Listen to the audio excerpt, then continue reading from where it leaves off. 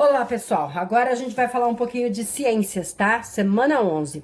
O assunto da semana 11 é transformações dos materiais, né? A gente já falou em outras aulas sobre os materiais, né? Que eles podem ser misturados e virar alguma outra coisa, mas também a gente pode pensar que os materiais, eles podem ser transformados, eles podem ter reações de acordo com o que eles têm em contato. No caso aqui do primeiro texto, ele fala de um bolo, né? Que o bolo, eles têm 4 ingredientes em comum, ou seja, a maioria dos bolos utilizam 4 ingredientes, que é a farinha, o açúcar, o fermento e a água. Às vezes a água, ela é usada como leite, né? Então tem que ter um líquido. Então no bolo, na mistura de um bolo, o ingrediente que faz a transformação é o fermento químico, tá? E o fermento provoca o quê? O crescimento. Então, quando os materiais têm contato com alguma substância, eles podem ter uma reação. No caso, essa mistura de ingredientes, com o calor, ele provoca um crescimento no bolo, uma transformação, tá bom?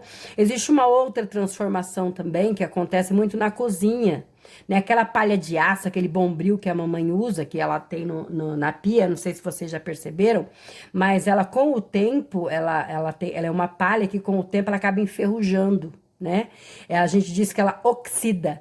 Por que que ela oxida? Ela oxida porque ela tem contato com o ar. Então, a palha de aço molhada em contato com o ar acaba enferrujando, oxidando, tá? Um outro exemplo de reação química também é os fogos de artifício. Vocês observem que quando a gente compra os fogos de artifício, eles têm um corpo, e que esse corpo, à medida que ele recebe o calor, que se acende, ele libera luz lá no céu e calor também, né? Ele queima, inclusive, se você tiver contato.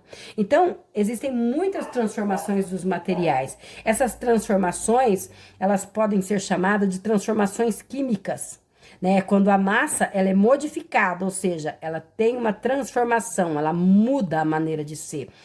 Outra maneira dessa transformação também tem que ser chamada em ciências é reação química, tá? Bom, falar um pouquinho agora das reações químicas, das transformações que nós temos no nosso corpo.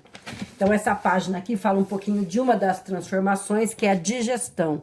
Então, quando a gente se alimenta, a gente engole a comida, a gente começa a digestão pela boca, né? Da boca ela passa vai passando pelo nosso corpo até chegar lá nos intestinos. E ela vai se modificando à medida que nós temos a saliva na boca, então essa a gente vai mastigando e a gente vai fazendo uma transformação. Mas não é só a digestão é apenas um exemplo de transformações químicas que acontecem no nosso corpo. Vocês observem que as nossas unhas, elas crescem, nossos cabelos crescem, né? Quando a gente se machuca, a gente faz um ferimento, esse ferimento, ele com o tempo acaba se fechando, cicatrizando. E os nossos ossos também, à medida que as pessoas vão crescendo, os ossos também se desenvolvem, eles crescem também. Então, tudo isso que acontece no nosso corpo é chamado também de reações químicas do nosso corpo. Tá? Todas essas reações que nós temos no corpo, a respiração, o nosso crescimento, o nosso desenvolvimento, eles consomem energia.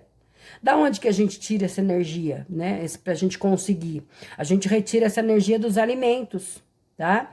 Então, os alimentos que nós consumimos, eles liberam energia. Essa energia também ajuda com que a gente fique aquecido, ajuda com que a gente a gente obtenha calor, né?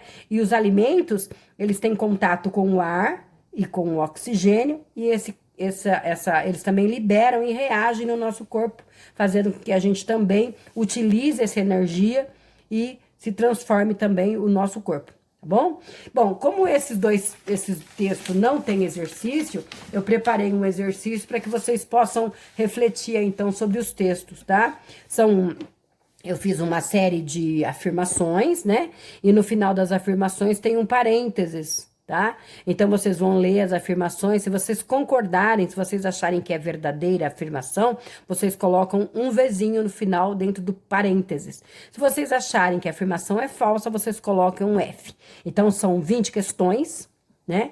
Eu quero que vocês pensem bem para responder e depois futuramente eu vou mandar um gabarito aí, a gente vai ver quem vai fazer mais pontos, tá bom? Então tentem refletir bastante sobre o que a gente falou, tentar ler novamente os textos com bastante calma, para que vocês possam então fazer esses exercícios, não chutando de qualquer maneira, mas buscando aí realmente fazer bastante pontos, tá? Então quem conseguir fazer todos os pontos fará 20 pontos aí.